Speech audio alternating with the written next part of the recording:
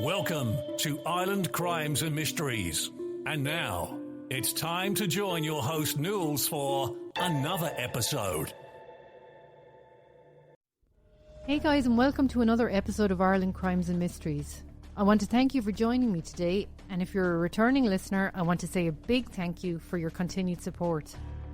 If this is your first time listening to my podcast, welcome. It's great to have you on board. So without further ado, let's get started on today's story. Guys, before I start today, I would just like to welcome a few new Patreon members. Megan, Aileen, Emer and Janet. Welcome to my Patreon page and thank you for your support. It's really appreciated. And as ever, guys, there is a link to that Patreon page in the description below the podcast. Right, let's get back to today's episode. Some families seem to have it all. The loving marriage, the beautiful home, the successful business, and the perfect children. But sometimes, beneath that picture-perfect exterior, darkness lurks. And when it finally rises to the surface, the consequences are devastating. In the small town of Clonroche, County Wexford, Lorraine was a local golden girl. She was beautiful, talented, and came from a family of sporting legends. She had it all. A thriving career, a loving husband, and two beautiful children, and a life that many would envy.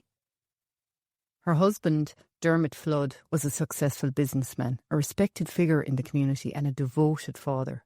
Together they were known as the real-life Barbie and Ken, a couple who seemed to be living the dream. But on the night of April 25th, 2008, that dream became a nightmare. A fire tore through the Flood family home in the early hours of the morning, shocking the entire town. Neighbours rushed to help, desperate to find the family inside. But when the flames were extinguished, the horrific truth was revealed. This wasn't an accident. This was something far worse. What drove a man who had everything to commit such an unthinkable act? Why did Dermot Flood, seemingly a loving husband and father, end his entire family's life in one tragic night? And were there warning signs that no one saw? Tonight we uncover the chilling truth behind the Flood family murders, the secrets, the speculation, and the nagging question that lingers to this day. Why? Welcome to Ireland Crimes and Mysteries. I'm your host, Nules, and this is the story of the tragedy in Clonroche. Lorraine Keogh was well known for her beauty in the rural parish of Clonroche, County Wexford, where she spent her childhood. With striking blonde hair, piercing blue eyes and defined features, she came from a renowned sporting family. The second youngest of Jim and Kathleen Keogh's children, Lorraine was cherished by her siblings, Seamus, Martina, Rosemary, David, Derek and Peter. Her father's side of the family was deeply embedded in the local hurling and camogie scene, with a reputation that stretched across the town's land surrounding Clonroche. Coming from a family of 17, his talent for the sport was inherited from his own father, a notable player in the 1930s and 40s, who passed down his passion for the games to his children. Lorraine's aunts made history in camogie, achieving success on national level. Greta captained the Wexford team in 1975, while Bridget secured 3 championship medals between 1968 and 1975. Other family members, including Bernie, Annie and Josephine, also excelled on the pitch, while uncles John, Tommy and Davy made their mark in county hurling. Lorraine grew up immersed in this world of sports, spending weekends on the sidelines cheering for her relatives, surrounded by her cousins and extended family who lived nearby. She attended St. Joseph's National School in Polpeasty before moving on to the Mercy Convent in New Ross for her secondary education. After finishing school, she began working at Culleton Insurance, where her intelligence, dedication and infectious energy quickly made an impression.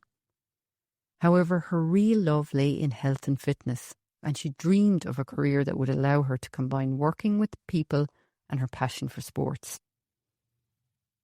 By her early 20s, Lorraine naturally drew attention wherever she went. She possessed an enviable figure, an unforgettable smile, and eyes that sparkled with warmth. Though she dabbled in modelling, she had no desire to chase a career on the runways of Dublin or London, preferring to stay close to home. She was a gifted performer, actively involved in local pantomimes and musicals throughout her teenage years, and a dedicated member of the choir at St. Clement's Church in Clockbawn, where she attended Mass every Sunday. In 1991, at the age of 22, Lorraine entered the Wexford Strawberry Festival, encouraged by family and friends to do so. Since its establishment in 1967, 3 years before Lorraine was born, the festival had become a staple in the Irish summertime, celebrating the region's famous strawberry crop. Each year, one contestant was selected as the Strawberry Queen, with recent winners moving on to represent Waterford in the prestigious Rose of Tralee Festival. Lorraine dazzled the judges with her beauty and talent, quickly becoming a crowd favourite. Her extended family gathered in large numbers to celebrate as she was paraded down the main street of Enniscorthy wearing a gleaming crown and a pink sash. Waterford had high hopes for their contender in the prestigious Rose of Tralee that year. Convinced that with Lorraine Keogh representing them, they had a strong chance of taking the title. With her striking beauty and charming personality, she embodied everything the festival sought in a winner. She was confident, warm, and effortlessly comfortable in the spotlight. Beyond that, she carried an air of a wholesome country charm, often a winning trait in the competition. The festival, a week-long event culminating in a televised selection process, brought together roses from across the world. Young women of Irish heritage from first, second, and third generation families. Each contestant was assigned an escort for the duration of the event. Most of the competitors, aged between 21 and 30, were unmarried and carefully vetted by a selection committee. Those who had boyfriends like Lorraine sometimes requested that their partners accompany them for the occasion. For the past 7 months, Lorraine had been in a relationship with Dermot Flood, a 25-year-old from a well-respected local family. Much like the Keoghs, the Floods were well regarded in Wexford and had deep roots in hurling. Dermot's father, Shawnee, along with 2 cousins, had played for the county team in the 1950s, and to this day, family members remained active in the local clubs. Though Dermot and his brothers, Robert, Tom and John, hadn't pursued hurling at a high level, they had followed their father into the family business, a long-standing and successful water drilling company that Shawnee had managed for years. The Floods resided in an elegant period home in the heart of Clonroche, with their business premises situated behind it. Dermot had taken notice of Lorraine when she was still in school, but it wasn't until she turned 21 that he gathered the courage to ask her out. She agreed, and before long they were a couple. The summer of 1991 was an exciting time for them as they set off for Tralee, eager to experience the festival. While Lorraine prepared for the big event, Dermot joined the other escorts, ensuring that the roses were well looked after.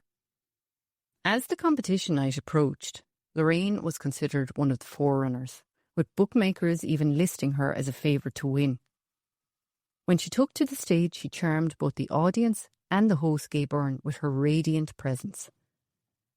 During her brief interview, she spoke about her relationship with Dermot, prompting Gay Byrne to compliment her striking eyes, comparing them to 2 limpid pools of the Mediterranean. Blushing, she laughed and shared her love for playing guitar, singing in the choir, and performing with the Clockbawn Variety Group. When Gay pointed out Dermot in the audience, he playfully asked, "So are you going to marry this fella?" The crowd erupted in laughter. Lorraine grinned and answered, "Well, yes, if he asks me, I will." The response was met with cheers. Gay Byrne teasing, "After 7 months, does he know you're planning to marry him?" Lorraine giggled, casting a glance towards Dermot in the front row. Although the crown ultimately went to the Cork Rose, Lorraine's time in Tralee left a lasting impact. Upon returning to Wexford, she continued her involvement in the Wexford Rose Centre, serving as a judge in subsequent years.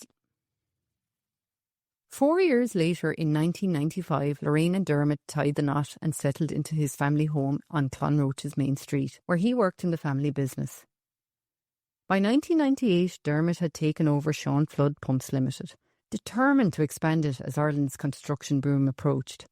Lorraine played an active role in running the office, but also pursued her passions for fitness, becoming a qualified yoga and fitness instructor and offering classes in the community. Despite her growing career, Lorraine remained deeply involved in local life, continuing to sing in the church choir and participating in community activities and variety performances.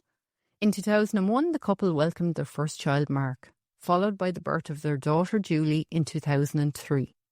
As Dermot focused on running his business, Lorraine dedicated her time to caring for their children. But he did remain an attentive father, and when Mark started in Clonroche National School, Dermot personally walked him to school every morning. A year later, when Julie joined her brother, he continued the routine, ensuring both children arrived safely before heading to his office for the day. Their seemingly perfect life made them the envy of many. As I said, they were nicknamed Barbie and Ken. They were admired for their elegance and success. While Dermot was reserved, Lorraine had a vibrant, outgoing nature. They both drove Mercedes.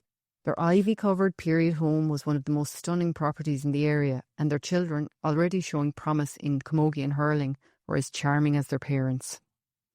The couple enjoyed frequent holidays abroad and dined out often. Unlike many young families, they never had to worry about a mortgage, and financial records, later examined closely, indicated their prosperity.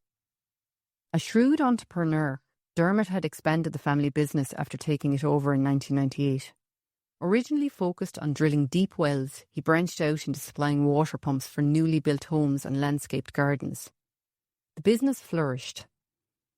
At the same time, Lorraine's fitness classes were thriving. With her toned physique, glowing skin and infectious energy, she was the best advertisement for a healthy lifestyle. Her classes, particularly popular among mothers from the school, regularly attracted up to 30 participants every Tuesday and Thursday at the community centre. In her spare time, she shuttled Mark to hurling training and Julie to Irish dance lessons. The family also held a membership at the local gym and leisure centre, which they attended regularly together. On the morning of Friday, April the 25th, 2008, Dermot followed his usual work routine. His secretary arrived at 9:30 a.m. and he moved between the office and the workshop throughout the morning, appearing in good spirits. Lorraine stopped by just after midday, and later that afternoon, Dermot left to collect the children from school. Fridays were swimming days, and as always, he took Mark and Julie to the pool at the Ferry Carrick Hotel, where they were members. Around 5 p.m, Lorraine was spotted crossing the street to buy something from a local shop. The family left the swimming pool sometime after 6 p.m, sticking to their usual schedule. Shortly after 7:25 p.m, a local man stopped at the Gala garage in Clonroche to pick up a packet of painkillers before heading home in his black Almira. As he drove past the Flood's house, he noticed Dermot dressed in a green jumper closing the gates to the property. What unfolded within the walls of their home over the next 10 hours remains a mystery, one that would devastate the whole community. At 5:30 a.m. on Saturday, April the 26th, John Keogh was startled awake by a series of loud bangs. At first they sounded isolated, but then they became more rapid, resembling firecrackers.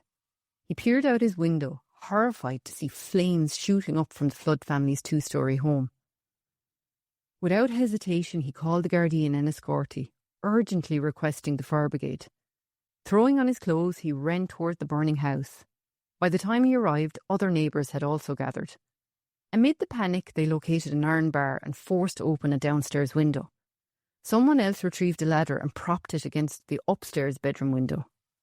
John quickly scaled the ladder, reaching the top as daylight began to break. Through the glass, he spotted Lorraine lying on her side atop the bed covers, her face turned towards the window.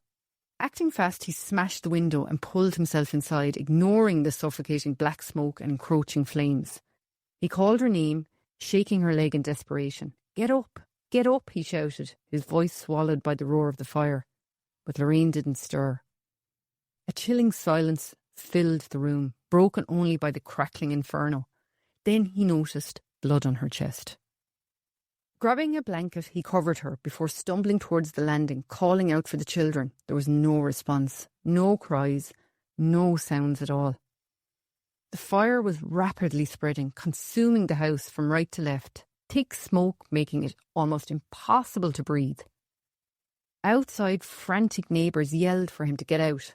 Unable to endure the heat and fumes any longer, John retreated back to the window and descended the ladder. Helpless, he joined the others in watching the house succumb to the raging flames. The first of the fire engines arrived a few moments later, and firefighters immediately began battling the blaze. Only after the flames were finally subdued could they step inside and confront the devastation that lay before them. Firefighters worked tirelessly to extinguish the flames before they could safely enter the charred remains of the house. Among the first to step inside the smouldering wreckage was Chris Wiles, who carefully made his way upstairs, bracing for what he might find. The devastation was immediate and horrifying. In one of the bedrooms, Lorraine lay motionless on the bed, still covered by the blanket John Keogh had placed over her earlier. In a second bedroom, the lifeless body of a young girl was found clutching a teddy bear. Though the flames had barely touched her, the smoke had blackened her delicate frame. In what seemed to be the hallway, another small body lay amid the debris. Their other child, Mark, was unrecognisable. Meanwhile, firefighter Anthony Nolan moved through what appeared to be the living room, where he made another grim discovery. A body slumped back in an armchair was burned beyond recognition. Its features so badly destroyed that even identifying whether it was a male or female was impossible. The house had been utterly consumed by fire, which investigators suspected had originated downstairs. The loud cracks that had startled John Keogh from his sleep were later confirmed to be the roof tiles exploding from the intense heat. As the first responders secured the scene, Gardaí arrived, setting up cordons to preserve potential forensic evidence. Officers began collecting the names of those who had witnessed anything unusual, knowing that the case ahead would require meticulous investigation. Chief Superintendent John Roach quickly realised that every possible lead would have to be pursued to uncover the truth about the once thriving family, now reduced to charred remains. When word reached him that a shotgun had been found in the wreckage, close to the body in the armchair, he immediately called for reinforcements from the Garda Technical Bureau and the State Pathologist's office. The presence of the weapon also meant the National Bureau of Criminal Investigation had to be notified. By morning, those who gathered at the still smoking ruins of the flood's once elegant home were met with reminders of the lives that had been so abruptly ended. A line of children's clothes could be seen swaying in the wind at the back of the house, untouched by all the devastation. Nearby, a child's playhouse stood eerily intact, while the business sign for Sean Flood Pumps remained unscathed on the home's exterior. When a priest arrived to perform the last rites, he was informed that it was too dangerous to enter. Instead, he stood outside saying prayers over the ruins. Even before Deputy State Pathologist Declan Gilfillan conducted examinations on the bodies, it was clear this was no ordinary tragedy. Forensic experts combing through the wreckage quickly concluded that the fire had been deliberately set. The speed and intensity of the blaze suggested an accelerant had been used.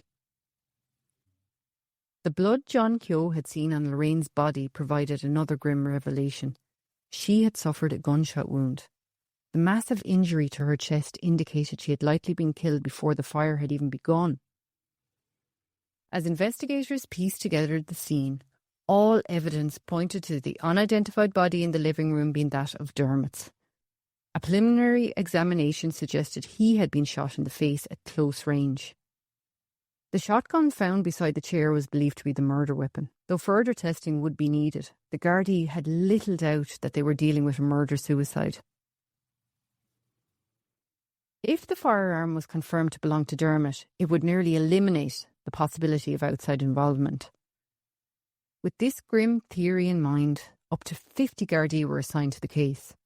Officers went door to door in the town, still paralysed with shock, speaking to residents who struggled to accept the horrifying possibility that Dermot might have taken the lives of his family before ending his own. Throughout the day, grief-stricken neighbours gathered near the blackened ruins, staring in stunned silence, as though waiting for the burnt remains of the home to reveal the truth. Others sought comfort in action, arriving at the homes of the bereaved with trays of sandwiches, steaming pots of tea and homemade fruit flans. By Sunday morning, any lingering doubts about Dermot's role in the tragedy had been erased. Newspaper headlines screamed of a father who had been driven to commit the unthinkable, a man who seemed to have it all but had thrown it away in an unfathomable act of madness. Reports suggested that he had smothered his children before fatally shooting his wife, leaving behind a devastated community. Rumours circulated about possible financial struggles, and one publication even hinted at a recent visit Dermot had made to a doctor, though the HSC declined to comment. That morning, Father Richard Hayes led a special memorial mass in the local church. The congregation, still reeling from the shock, filled the pews in silence.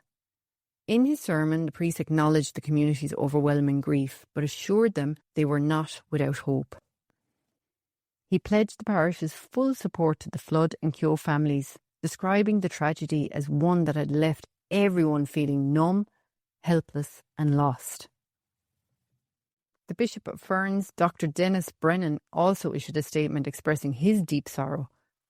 "I am mindful of the family and friends of those who have died, the local parish and the diocesan communities, and the many who share in the profound sadness of this terrible event.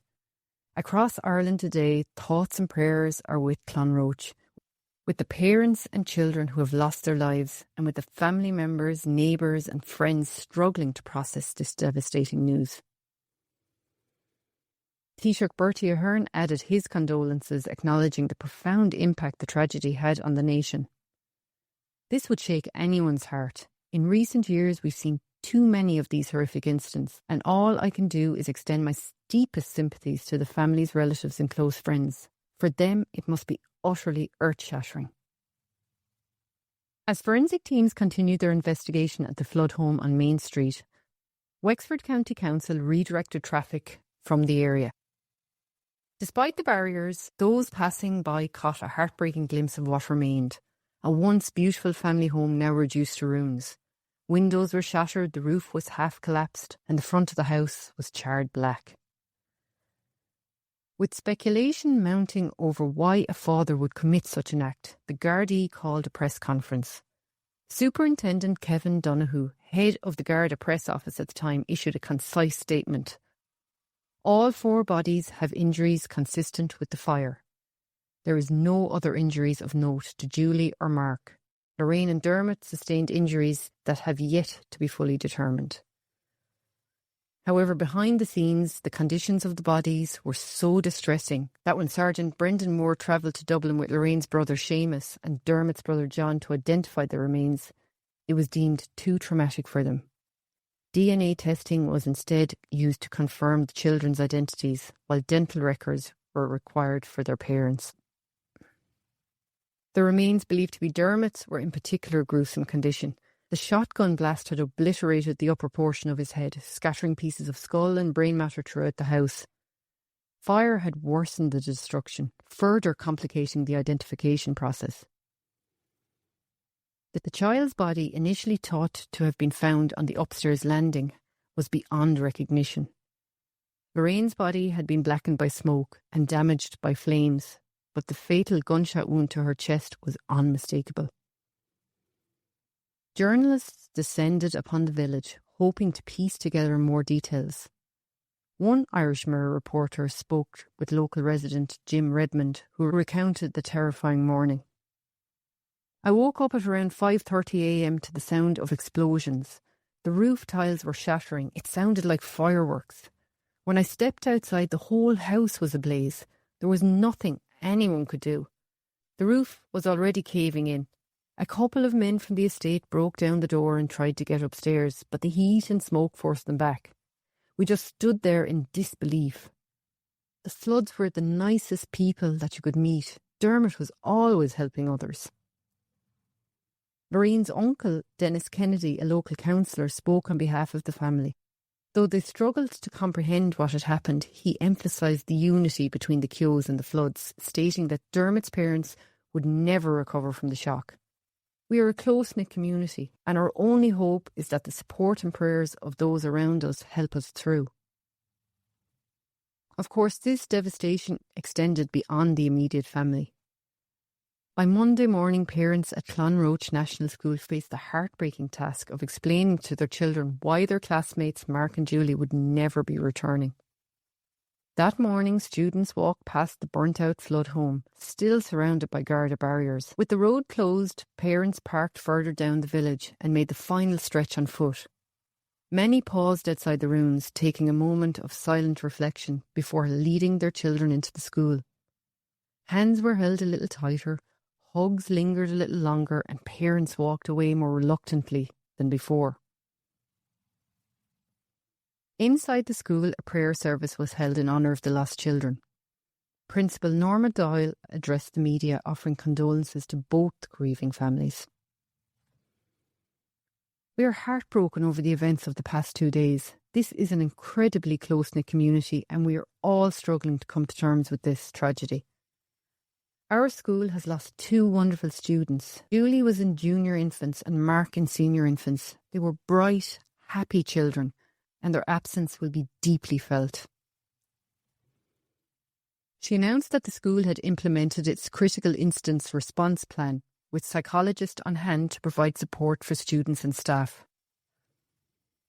Meanwhile, in another public show of unity, the Flood and Keogh families released a joint statement through Dennis Kennedy. Our 2 families, who have long shared deep ties, now face the painful journey of rebuilding our lives after this tragedy.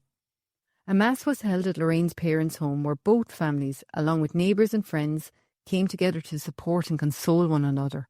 We are shattered but united in grief. At this time, we ask for privacy as we mourn and honour our loved ones. We appeal to the media to respect our wish to lay them to rest with dignity, without undue speculation or intrusion. In time, we hope to understand how such a tragedy could unfold. Dermot and Lorraine were beloved children to their parents, cherished siblings and devoted parents to Mark and Julie. Their loss is immeasurable. We extend our heartfelt gratitude to everyone who has offered condolences and support. May Lorraine, Dermot, Mark and Julie rest in peace. The statement also confirmed that the family would be laid to rest together following a funeral mass at St Clement's Church, with burial in Clockbawn Cemetery. This collective response stood in stark contrast to how the country had reacted to previous murder-suicides. When Adrian Dunn had killed his wife and children before taking his own life, he was posthumously shunned and buried separately from those he had murdered. I've covered his podcast in one of my Patreon bonus episodes. Despite extensive inquiries, investigators remain convinced that someone somewhere knew something. The evidence gathered by investigators suggested that Dermot had been actively making plans for the future. He had placed orders for business supplies, arranged for his car to be serviced, and even booked a family holiday. However, in contrast to these normal activities, he had also purchased shotgun cartridges and petrol in the weeks leading up to the tragedy. The case dominated newspaper headlines for days, with those who had known the floods struggling to reconcile the horrifying events with the image they had of Dermot, a well-liked, successful businessman who was deeply devoted to his children. Lorraine was remembered as a strikingly beautiful, social and stylish woman who was an adoring mother. As speculation swirled, reports emerged about a phone call Dermot was rumoured to have made at 5 o'clock on the morning of the fire. Meanwhile, questions rose over how Mark had been found. Had he woken up and wandered into the hallway, only to be engulfed by the fire? With the media frenzy and the families desperate for answers, the Gardaí decided to hold a second, more in-depth press conference. Superintendent Kevin Donoghue faced a large crowd of reporters as he outlined the latest findings. He confirmed that investigators were considering the possibility that the children had been drugged before the fire was started, as there was no visible injuries on either of their bodies. Toxicology tests were underway to determine whether sedatives had been administered. He also disclosed that both used and unused shotgun cartridges had been discovered inside the home, and that an accelerant may have fueled the fire. He corrected earlier reports about Mark's location, stating that while initial examination suggested he'd been found on the landing, he had actually been in his bedroom. The fire had destroyed the stud partition wall dividing the landing from his room, making it appear as though his body had been discovered outside his bedroom. Unlike Lorraine and Julie, whose bodies were mostly intact, Mark and Dermot had been severely burned. Donoghue reassured the public that the investigation was progressing, saying, "Gardaí have spoken to a significant number of individuals and will continue gathering evidence in the coming days. We are carefully assembling information to piece together what transpired in that house on Saturday morning. Additionally, we are coordinating with any agencies, professionals or individuals who may provide valuable insights." Despite thorough scrutiny of phone records, no relative had received a call from Dermot at the rumoured time.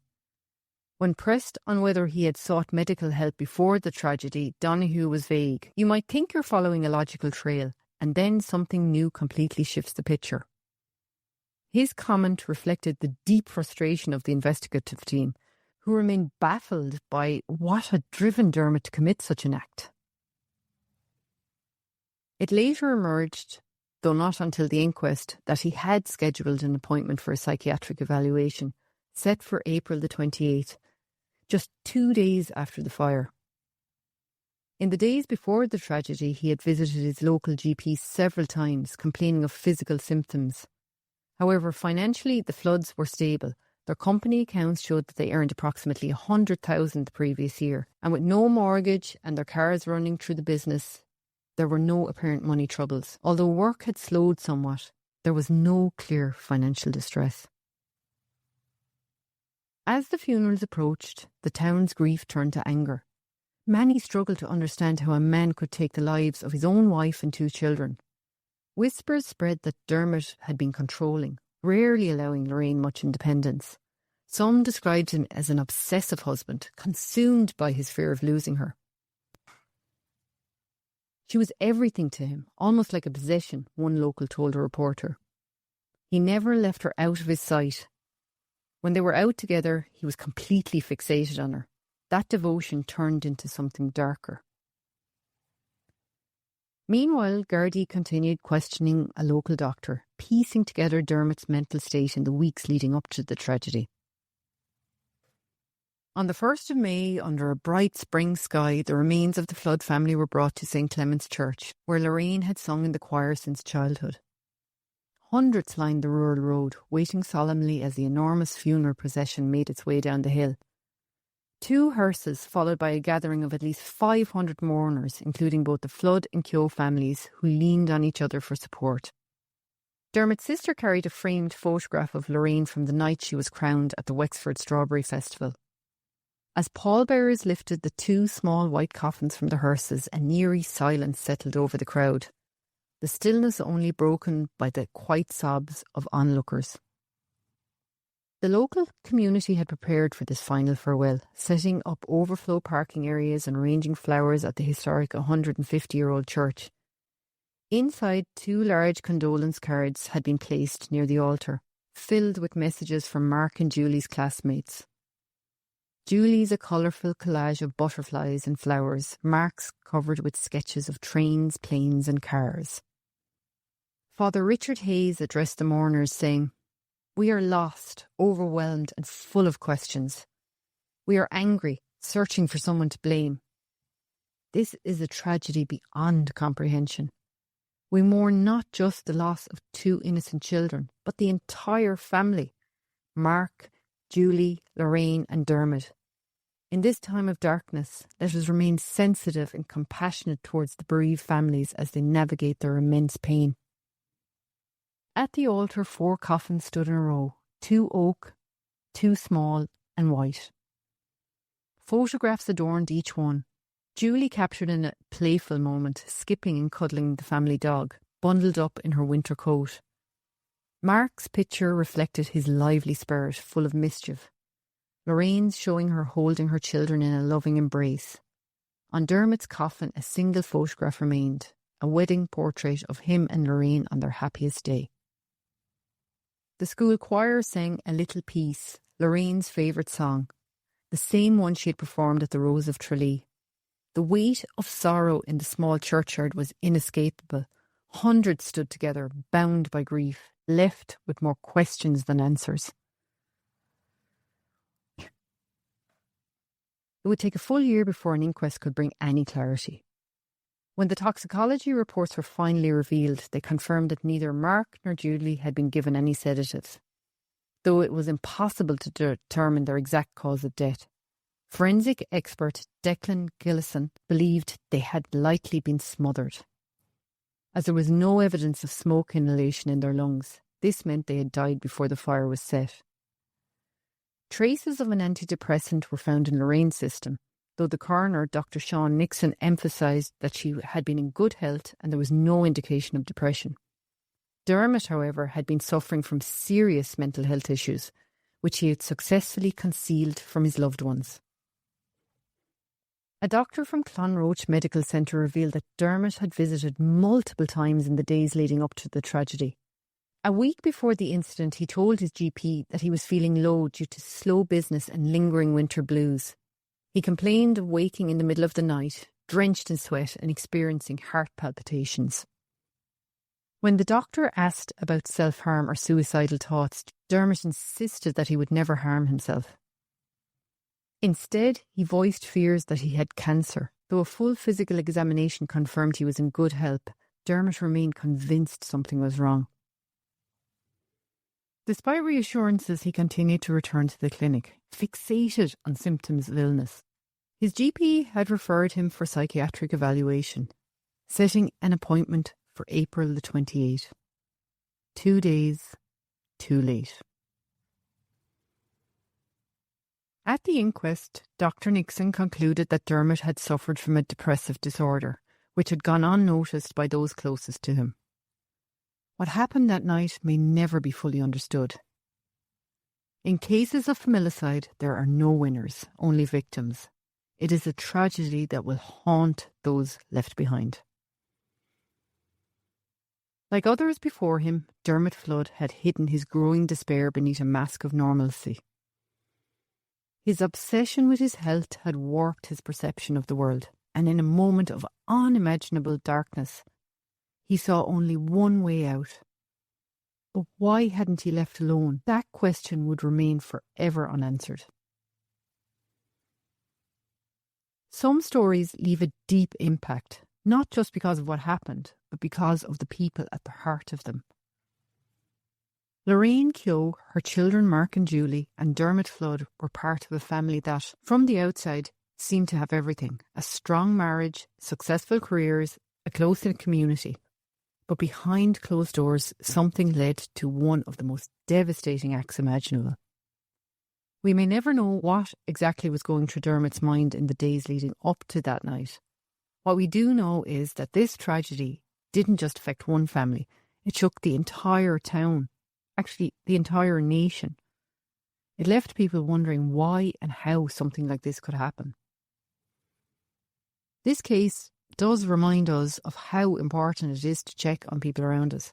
Sometimes those people who seem to be doing fine are the ones struggling the most. Conversations around mental health, stress and emotional struggles matter. They're not just for those who ask for help, they're for everyone.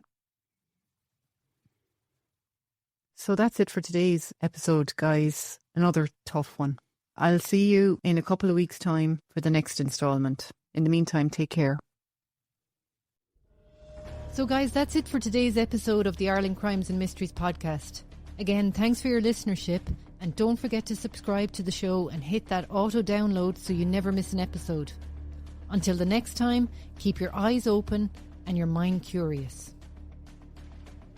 This podcast has been compiled from information gathered in the public sphere, like news articles, documentaries, and open source material that can be found on the web. Everything in this podcast is alleged unless a conviction has taken place. You've been listening to Ireland Crimes and Mysteries. Join Nules for another episode, coming real soon.